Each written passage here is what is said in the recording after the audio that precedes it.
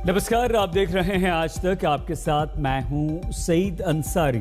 आज special report में corona संक्रमण की सुनामी का विश्लेषण हम करेंगे।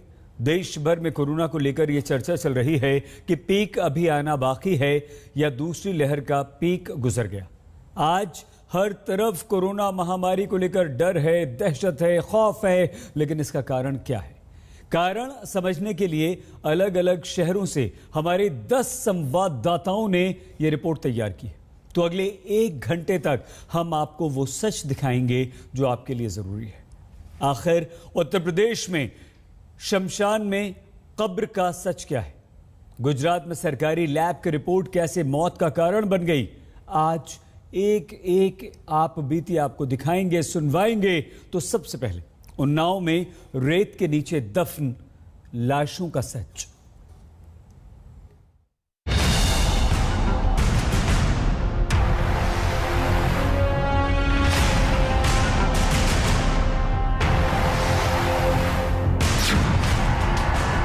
ऊपर रेत का टीला, नीचे दबी डेड बॉडी।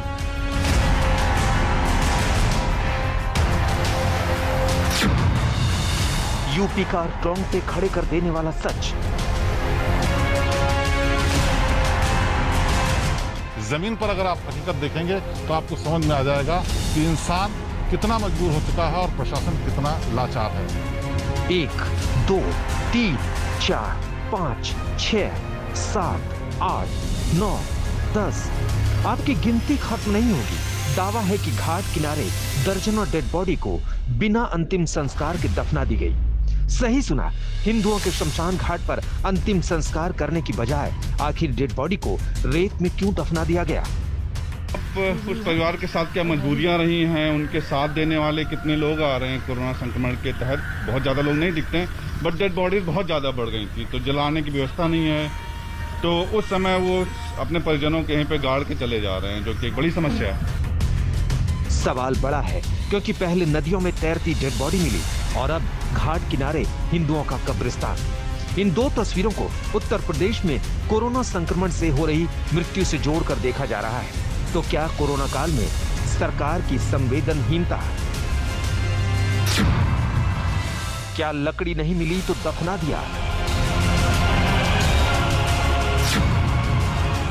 क्या कोई डेड बॉडी को घाट पर गाड़ गया?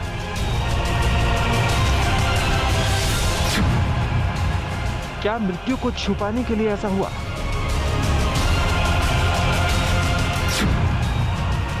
घाट कैसे बना हिंदुओं का कब्रिस्तान?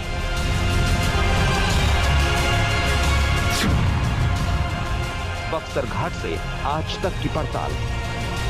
उन्नाव के बक्सर घाट में हम आपको वो दिखाते हैं जो देख करके आपका दिल दहल जाएगा।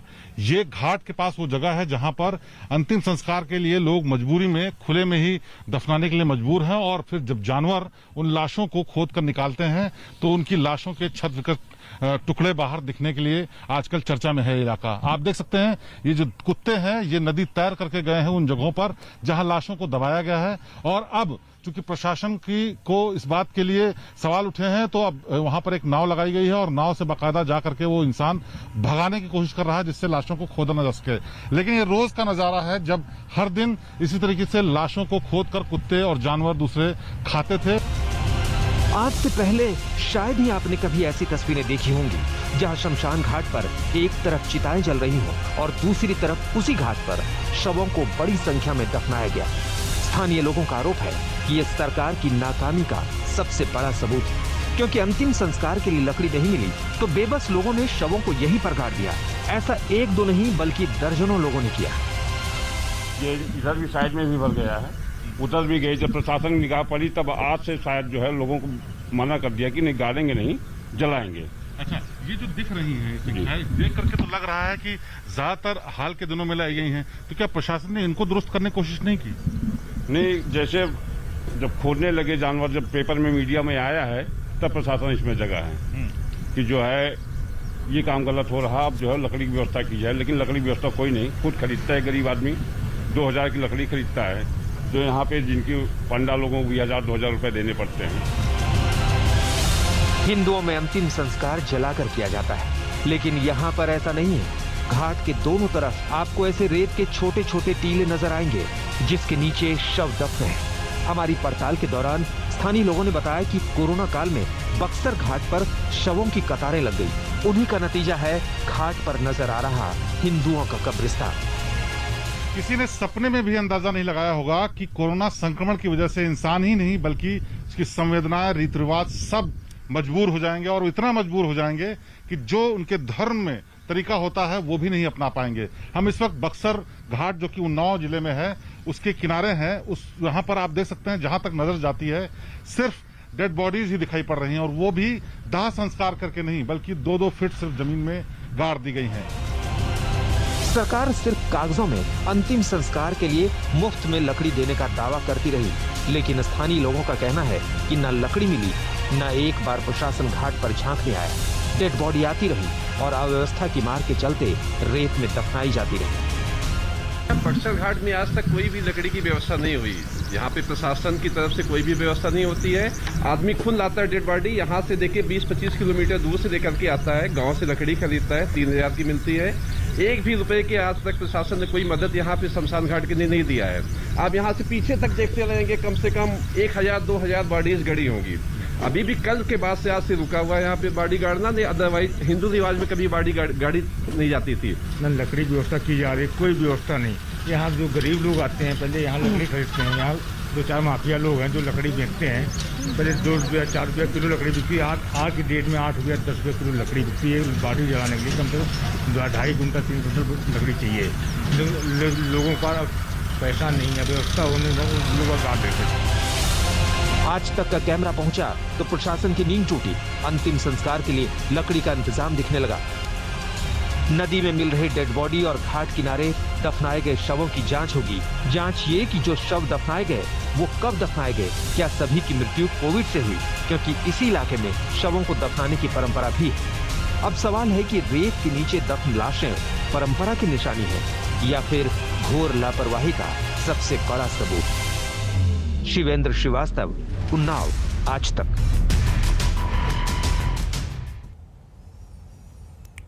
उत्तर प्रदेश में गंगा किनारे लाशों को दफना दिया गया तो बिहार में गंगा नदी में तैरती लाशों का मिलना अभी बंद नहीं हुआ है। पटना में 2 शव मिले, नदी में मिले। ये शव किसने बहाए, क्यों बहाए, अभी तक कुछ पता नहीं। प्रशासन की तरफ से शवों के मिलने पर लीपापोती का खेल चल रहा है, लेकिन पटना हाईकोर्ट ने गंगा में तैरती लाशों पर बिहार सरकार से जवाब मांग लिया है।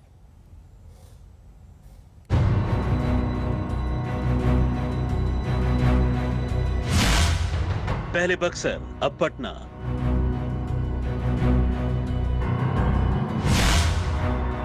गंगा में तैरते शवों का रहस्य। बिहार में तैरती डेड बॉडी।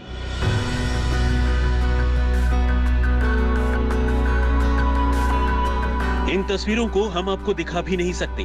यकीन मानिए, कोरोना काल में गंगा नदी में तैरती लाशें उस सच से सामना करवा रही हैं, जिसमें सरकारी सिस्टम की अर्थी उठ चुकी है। गंगा नदी में लाशों के मिलने का सिलसिला लगातार जारी है। बिहार में बक्सर के बाद अब राजधानी पटना में भी 2 लाशें गंगा नदी में नजर आ रही हैं।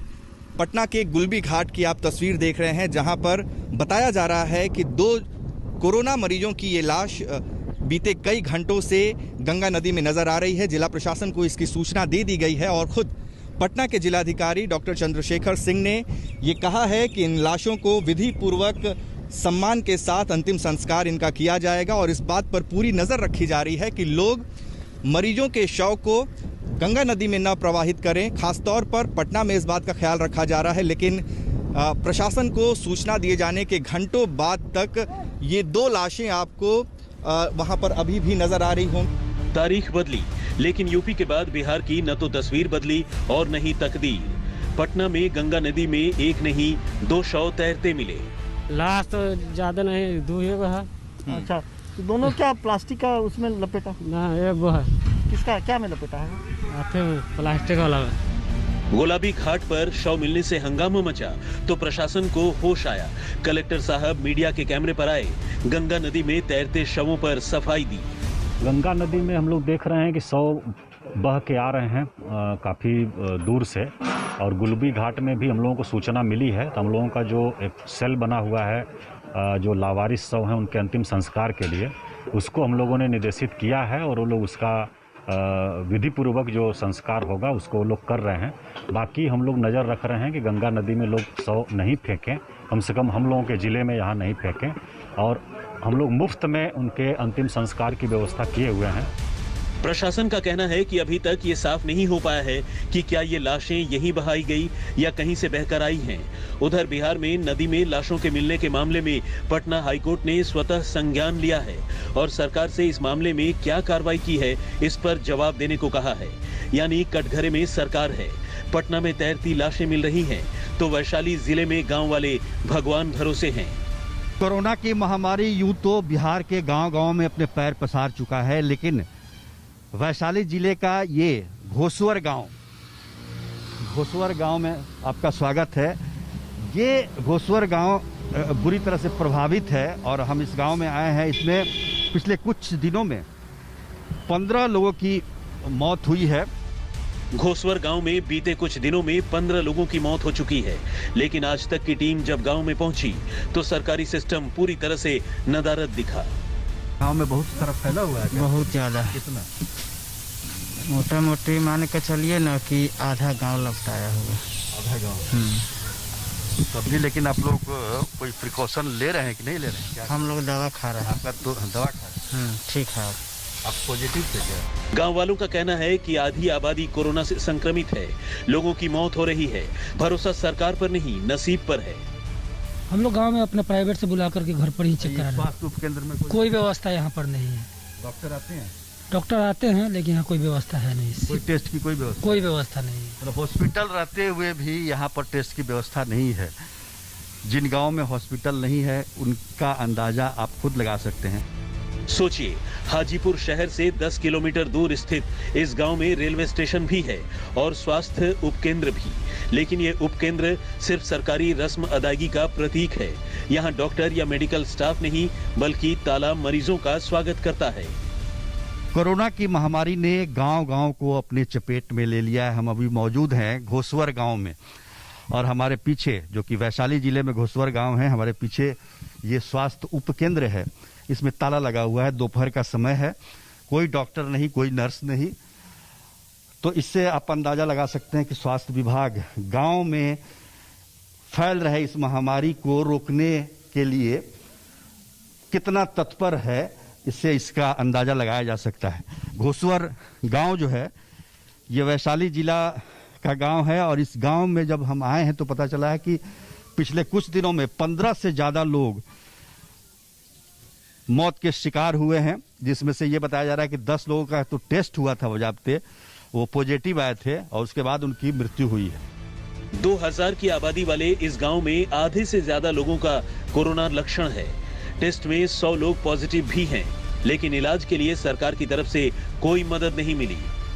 20-22 आदमी मर चुका है। ऐसी अब तक नहीं हल्ला है, उम्र दराजों मर रहा है, कमजोरों तरफा के आदमी मर रहा है। तो सब जा रहा है करौने में। क्या मतलब पॉजिटिव भी है लोग? अब ये तो जांच पड़ताल होगा तब ना पता चलेगा सर। जांच होता नहीं है तो गांव में तो है स्वास्थ्य केंद्र? हाँ, ये तो सुइया लेता है लोग। अब हम ही हैं तो हम ही गए हैं, सुइया ले लिए हैं। दोनों सुई ले लिया? हाँ, दोनों सुई ले। बिहार के गांवों में कोरोना संक्रमण की सुनामी आ चुकी है, लेकिन सरकार और उसका पूरा सिस्टम हाथी के दांत जैसा है, यानी खाने के और दिखाने के कुछ और। पटना से उत्कर्ष सिंह के साथ वैशाली से सुजीत कुमार झा, आज तक।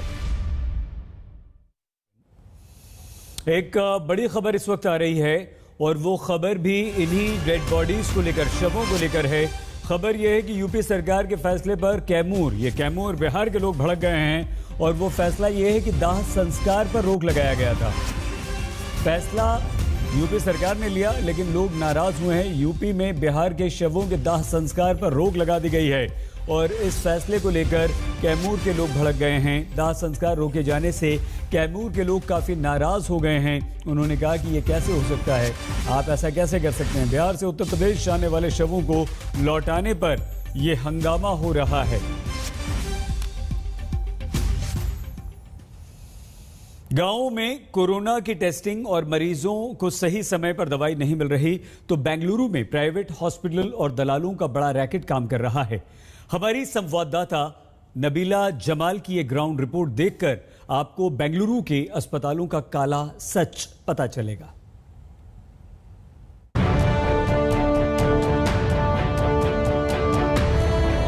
बेंगलुरु में कोरोना संक्रमण से त्राहिमाम मचा है, लेकिन यहाँ संक्रमित मरीजों को ट्रिपल अटैक झेलना पड़ रहा है।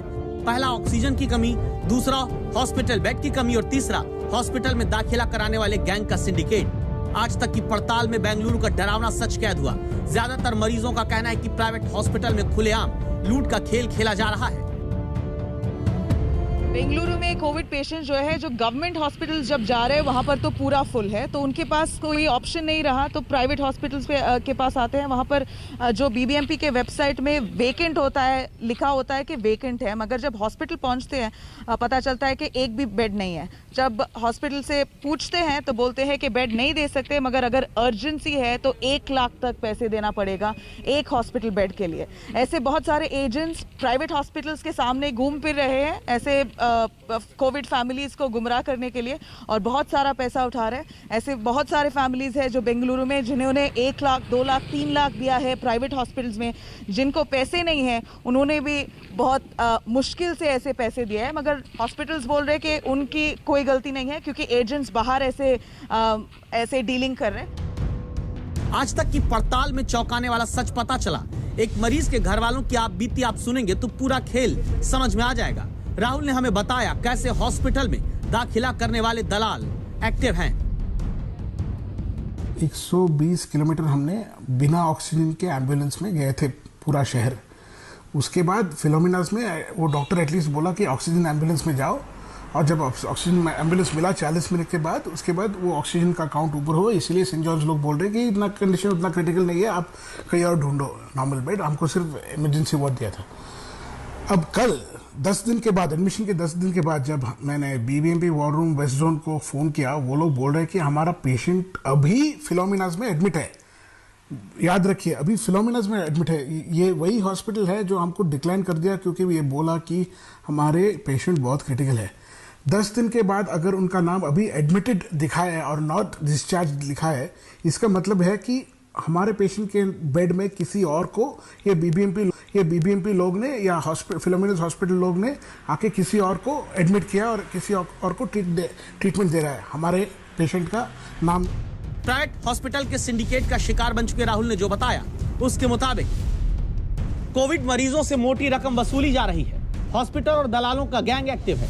35,000 से 1 लाख रुपए में मिलता है प्राइवेट बेड। हॉस्पिटल ही दलालों को मरीजों की डिटेल दे देता है और गैंग के दलाल मरीजों को फोन करके इलाज कराने के ऑफर देते हैं। बेंगलुरु में हालात बद से बदतर हैं, लिहाजा मरीज की मजबूरी का कई प्राइवेट अस्पताल फायदा उठाते हैं। आप कैमरे में कैद इन तस्वीरों से समझ सकते हैं। अभी देख रहे हैं ना, अब आई गेस बढ़ रहा है, उनका ऑक्सीजन लेवल थोड़ा बढ़ रहा है। 79 इट वाज, 81 कुछ हुआ है अभी के लिए। तो परेशान इसीलिए oxygen is not available actually. I don't know कहाँ से ये दिख गया मुझे। I was actually going in search of oxygen. I just turned back and I read this thing. इसीलिए just I came। पूछते हैं अगर कुछ हो रहा है तो। सरकार का दावा है न बेड की कमी है, न दवा की, न ऑक्सीजन की, लेकिन ये सिर्फ सरकारी दावे हैं। कर्नाटका के गवर्नमेंट हॉस्पिटल्स में तो बेड्स भरे हुए ही हैं, मगर प्राइवेट हॉस्पिटल्स बोल रहे हैं कि बेड्स खाली नहीं है। यही बात अगर बीबीएमपी वेबसाइट में जाके देखें तो अलग दिखा रहा है। यहाँ पर सप्तगिरी हॉस्पिटल जो प्राइवेट हॉस्पिटल है, वो बीबीएमपी वेबसाइट में दिखा रहा है कि ये 340 के ऊपर बेड्स अवेलेबल हैं, मगर यही बात अगर सप्तगिरी हॉस्पिटल में जाके पूछे तो हॉस्पिटल लोग बोल रहे हैं कि बेड्स अवेलेबल नहीं है। तो यही कंफ्यूजन में पेशेंट को भटकना पड़ता है। ये इसी का अब फायदा लेके एजेंट्स जो हैं बोल रहे हैं कि कुछ पैसे के लिए वो बेड की एडमिशन दे देंगे। 30,000 से लेके 1 लाख से ऊपर तक चार्जेस कर रहे हैं ये प्राइवेट हॉस्पिटल्स में। ऐसे लोगों को लूट रहे हैं यहाँ पर। सरकार की ऑनलाइन सर्विस में आपको कई हॉस्पिटल में बेड खाली दिखाई देंगे। सरकारी अस्पताल फुल है, लिहाजा मरीज प्राइवेट में जाता है और वहाँ दाखिला सरकारी सिस्टम से नहीं बल्कि हॉस्पिटल और दलालों के गठजोड़ के जरिए होता है। बेंगलुरु से नबीला जमाल के साथ आज तक ब्यूरो।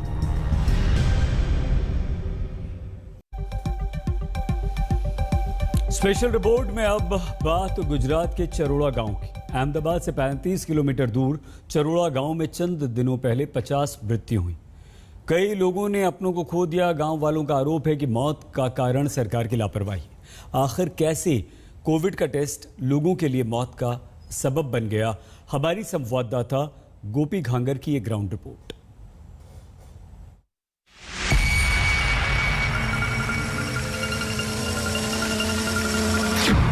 गुजरात के गांव की रिपोर्ट डरा देगी। मौत बांटने वाली सरकारी टेस्टिंग। कोविड टेस्टिंग का जानलेवा खेल। सबको फोन किया तो वो लोग बोलते थे कि आरटीपीसीआर रिपोर्ट चाहिए।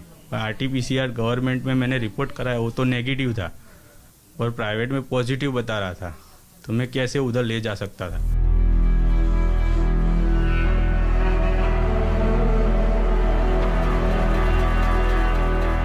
चरोड़ा गांव के विजय परमार आज जिंदा होते अगर सरकारी लैब के बजाय प्राइवेट लैब में कोविड का टेस्ट करवाया होता। यकीन मानिए, परमार परिवार की आप बीती रुला देने वाली है। इस बेटे के सिर से पिता और दादी का साया उठ गया। इनका कसूर सिर्फ इतना था कि सरकारी लैब में कोविड टेस्ट की नेगेटिव रिपोर्ट पर आंख मूंद कर भरोसा कर लिया और सरकारी लापरवाही ने इस परिवार की खुशियों को हमेशा के लिए ग्रहण लगा दिया।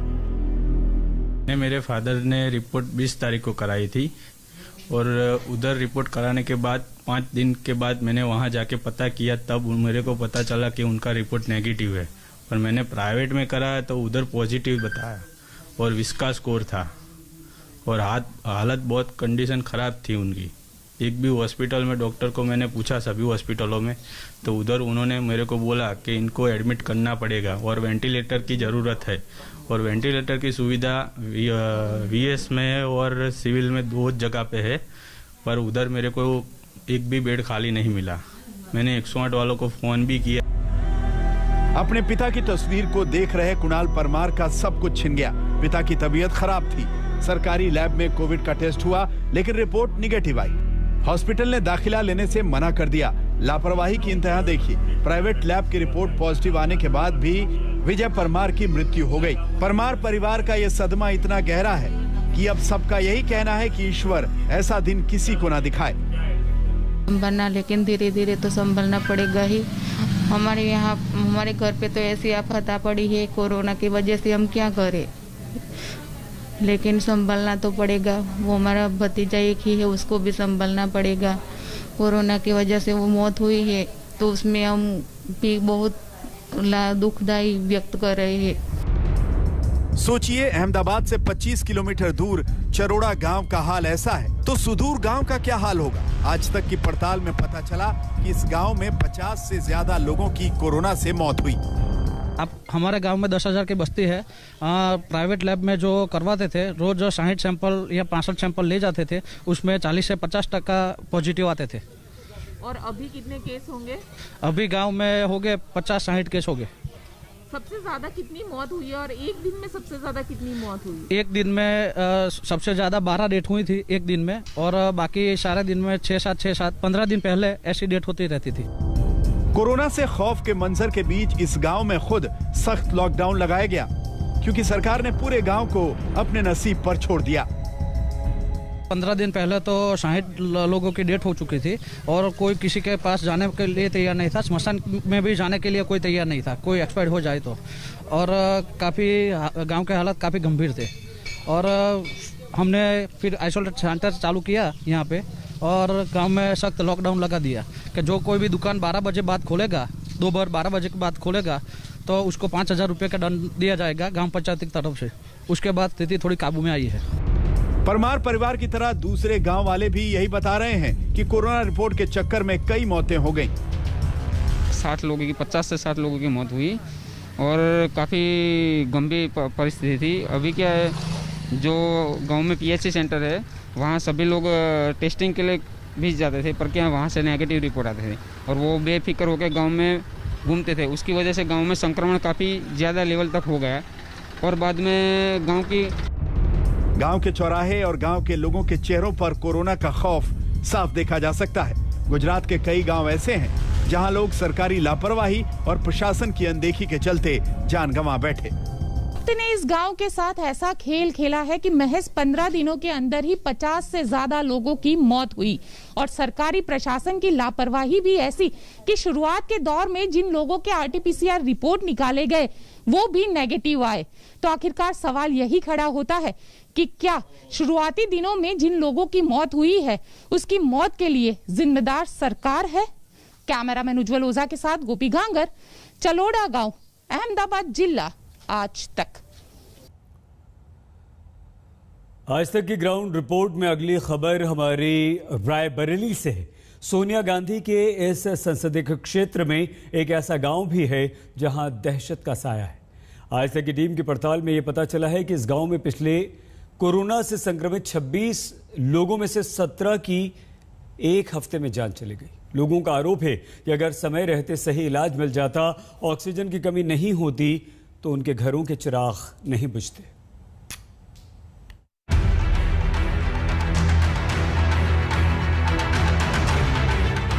जो रास्ते हमेशा गुलजार रहते थे वहां सन्नाटा पसरा है। जिन रास्तों के सिरे गांव की गलियों से जुड़ते हैं वहां बास बल्ली लगी है। कोरोना के खौफ का पोस्टर चिपका है।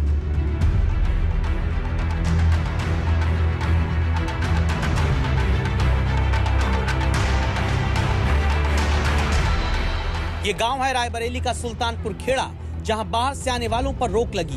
वायरस का खतरा ऐसा कि यहां कोई आना भी नहीं चाहेगा। लेकिन जान दांव पर लगाकर हमारे संवाददाता अभिषेक मिश्रा निकल पड़े पड़ताल करने, जानने कि आखिर सुल्तानपुर खेड़ा गांव में दहशत क्यों है। रायबरेली के इस छोटे से गांव में हमें 26 साल के इंद्रजीत साहू मिलते हैं। उन्होंने बताया कि उनके 50 साल के पिता रामजीवन साहू का निधन कोरोना की वजह से हो गया। इंद्रजीत साहू ने हमें जो बताया उसे सुनकर आप सोच में पड़ जाएंगे कि आखिर आजादी के 73 साल बाद भी स्वास्थ्य सेवाएं जर्जर क्यों हैं। उनकी तबीयत 30 तारीख को खराब हुई, 23 तारीख को, 27 को डेथ हो गए। उन्हें सांस लेने में तकलीफ थी, हाफ आ रहा था। आपने कैसे उनका उपचार कराया? कहीं ले गए अस्पताल में भर्ती कराया या कहीं दिखाया उनको? रायबरेली लेके गए थे एक बार यहीं पे दिखाया, फिर एक बार रायबरेली लेके गए। क्या बताया डॉक्टर ने आपको? वहाँ इमरजेंसी में कोई छूने वाला नहीं है, बस देखेंगे वापस दवा देखने देंगे, नहीं देंगे। दर्द की ये दास्तान सिर्फ इंद्रजीत साहू की चौखट तक नहीं सिमटी। गांव के कई घरों को उजाड़ दिया कोरोना के वायरस ने। 2000 की आबादी वाले सुल्तानपुर खेड़ा गांव में करीब 500 परिवार हैं। पिछले 2 हफ्ते में 26 लोग अचानक कोरोना से संक्रमित हुए, जिनमें से 17 लोगों की एक हफ्ते के अंदर जान चली गई। आरोप है कि मेडिकल सुविधाओं की भारी कमी की वजह से आज उनके घर में मातम पसरा है। अधिकारी चुप हैं, ना तो कोरोना की टेस्टिंग पर कुछ बोलते हैं, न इलाज पर। लेकिन गमों को समेटे गांव वाले चुप नहीं। वो कहते हैं कि सियासी सिस्टम किस कदर जंग लगा हुआ है। हम दिखाते हैं आपको ये नजारा उस गांव का। ये चौक है, हाट बाजार, जो किसी समय में लोगों से, दुकानदारों से और तमाम तरह की भीड़ से दिखाई देता था, लेकिन अब इस पूरे गांव में सन्नाटा पसरा है। मातम तो है ही, लेकिन लोगों में डर भी है कि जिस तरीके से संक्रमण इस जगह पर फैला और उसके बाद में लगातार जो मौतों होती चली गई, उसके बाद में अब भी गांव में कई लोग संक्रमित हो चुके हैं। बात करते हैं यहीं के एक गांव के निवासी हैं।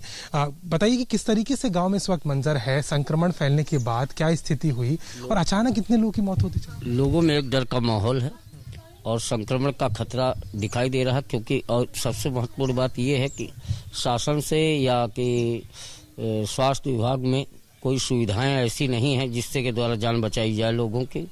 सरकार की और तमाम से बड़ी बड़ी यहाँ की ऑक्सीजन है, कुछ भी नहीं। मैं देखा बहुत से मरीज ऐसे हैं बगैर ऑक्सीजन के दम तोड़ रहे हैं। वस्तुस्थिति जमीन पर जैसा शासन बताता ऐसा कुछ नहीं।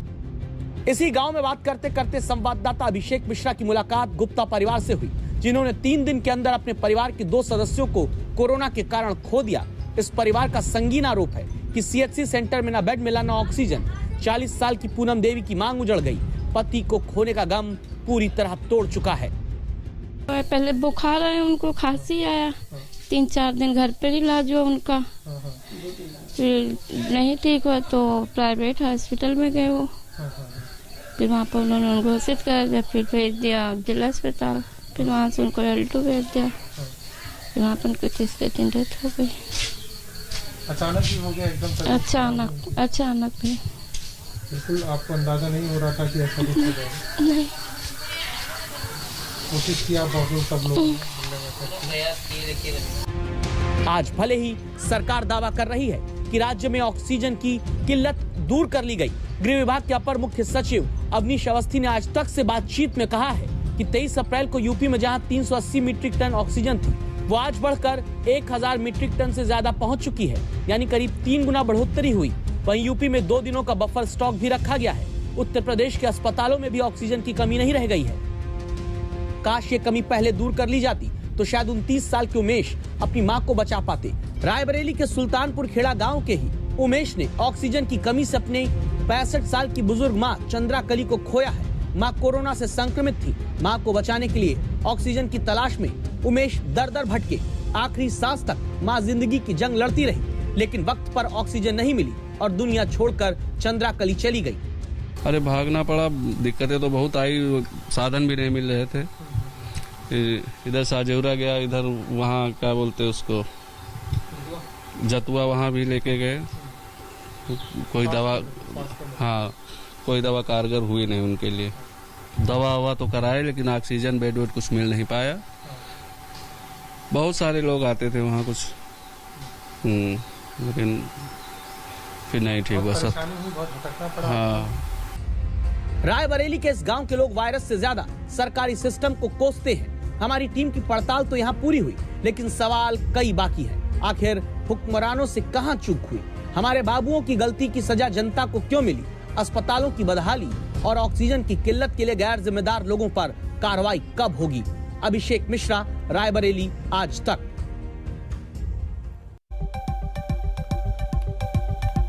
हम आपको ग्राउंड रिपोर्ट देश भर के दिखा रहे हैं कोरोना की दूसरी लहर घातक बन गई है।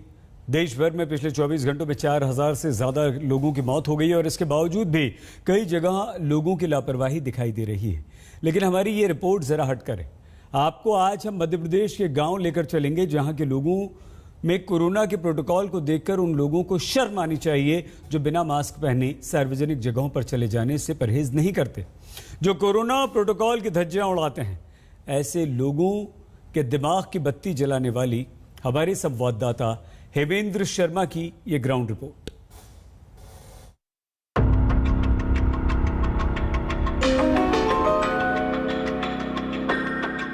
इसे आप जहालत का नाम दें या कुछ और, लेकिन जनाब मास्क नहीं पहनेंगे, 2 गज की दूरी का पालन नहीं करेंगे, कोरोना से बेखौफ होकर भीड़ का हिस्सा बनेंगे, वायरल फैलाने का काम करेंगे। शहरों की इतनी भयावह तस्वीरें आपने हाल में जरूर देखी होंगी। लोग धर्म के नाम पर तो कहीं जश्न के नाम पर जान के साथ खिलवाड़ करते रहे। हालात इतने बिगड़े कि देश में कोरोना का संक्रमण बेकाबू हो गया। न जाने कितने लोगों की सांसों की डोर टूट गई। ऑक्सीजन के लिए तड़प तड़प कर न जाने कितने लोग समय से पहले दुनिया छोड़कर चले गए। आज तक की पड़ताल में ऐसी तस्वीरें भी सामने आई जिसे आज लोगों को जरूर देखनी चाहिए। आज तक की यात्रा शुरू होती है मध्य प्रदेश की राजधानी भोपाल से। करीब 40 किलोमीटर दूर सफर तय करने के बाद हमारी टीम पहुंची सीहोर। इसी सीहोर में एक गांव है चंदेरी। यहां पहुंचकर आज तक संवाददाता हेमेंद्र शर्मा हैरान रह गए। आप भी हैरान हो जाएंगे, यहां इंसान ही नहीं बैलों ने भी मास्क पहन रखा है। बैलगाड़ी चलाने वाले किसान ने तो मास्क पहनी ही है, लेकिन बैलों को मास्क पहनाया हुआ है। और इसके पीछे किसान की इस दलील को उन लोगों को गौर से जरूर सुनना चाहिए जो कोरोना काल में मास्क नहीं पहनने की बड़ी भूल कर रहे हैं। तो ये मास्क लगा के मैं लाता, वो बीमारी चल रही मास्क ये की, तो ये मास्क लगा के वहाँ से चंदेरी से लाते हैं, वो लगा के ही ले जा ये बीमारी के मारे। और चंदेरी रहता हूँ तो माल ढोर को बीमारी आ रही है, बैलों को भी बीमारी लग जाती क्योंकि ये बीमारी फैल रही है। बैलों को मास्क नहीं लगाओ तो आजकल माल ढोर भी मर रही है, बैलों होल भी मर रही है। चंदेरी गांव के हरि प्रसाद से खेत खलिहान में मुलाकात के बाद जब हमारे संवाददाता आगे बढ़े तो बांस से लटका हुआ बैनर मिला। इस बैनर की एक एक लाइन को आज समझना चाहिए। जहां राज्य सरकारें कोरोना कर्फ्यू और लॉकडाउन लगाने को मजबूर हो रही हैं, वहीं इस गांव के लोगों ने खुद ही ग्रामीण जनता कर्फ्यू लगाकर कोरोना के खिलाफ जंग छेड़ रखी है। इस गांव में बाहरी लोगों को इजाजत नहीं है। ऐसा नहीं कि यहाँ के लोग किसी से मिलना नहीं चाहते, लेकिन वक्त की नजाकत को देखते हुए इन्होंने खुद ही ऐसे नियम बनाए कि ना कोई गांव से बाहर जा सकता है और ना ही गांव के अंदर कोई बाहर से आ सकता है। यानी सीहोर के चंदेरी गांव में संपूर्ण लॉकडाउन। ग्रामीण जनता कर्फ्यू लगा लिया, अपने आप में लगा लिया। कोई भी व्यक्ति बाहर का ना गांव में आ सकता, ना गांव का व्यक्ति बाहर जा रहा है। इस समय सब अपने अपने मास्क लगा रहे हैं। आज तक की टीम जब आगे बढ़ी तो सीहोर के चंदेरी गांव में सन्नाटा दिखा।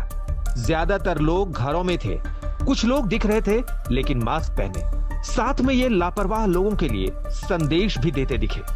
बैनर, पोस्टर और प्ले कार्ड लिए इन लोगों से मिलिए, आपको एहसास हो जाएगा चंदेरी गांव के लोग कितने समझदार हैं। एक एक प्ले कार्ड को आपको गौर से दिखाते हैं। इस प्ले कार्ड में लिखा है जनता कर्फ्यू का पालन करना है, कोरोना को भगाना है। दूसरे प्ले कार्ड में लिखा है हाथ धोइए, मास्क लगाइए, कोवैक्सीन का टीका लगवाइए। एक और प्ले कार्ड आपको दिखाते हैं जिसमें गांव वाले बता रहे हैं इस कोरोना महामारी से बचना है, कोरोना नियमों का पालन करना है। यानी जागरूकता की अलख जगाकर गांव वाले जिंदगी की रक्षा कर रहे हैं। आज तक ने जब लोगों से बात की तो लोगों ने बताया कि आज तक यहां कोई भी कोरोना से संक्रमित नहीं हुआ है। लोगों का कहना है कि जागरूकता की वजह से कोरोना वायरस यहां दस्तक नहीं दे सका। लोग सख्ती से इसका पालन कर रहे हैं। दूसरी लहर जहां काल बनकर टूटी है, वहीं सीहोर का चंदेरी गांव अपने आप को खुशनसीब मानता है। काश ऐसी ही जागरूकता देश के कोने कोने में होती तो हमें ये दिन नहीं देखने पड़ते। हेमेंद्र शर्मा, सीहोर, आज तक। हम सीख सकते हैं और खुद भी इसका पालन कर सकते हैं। देखते रहिए आज तक।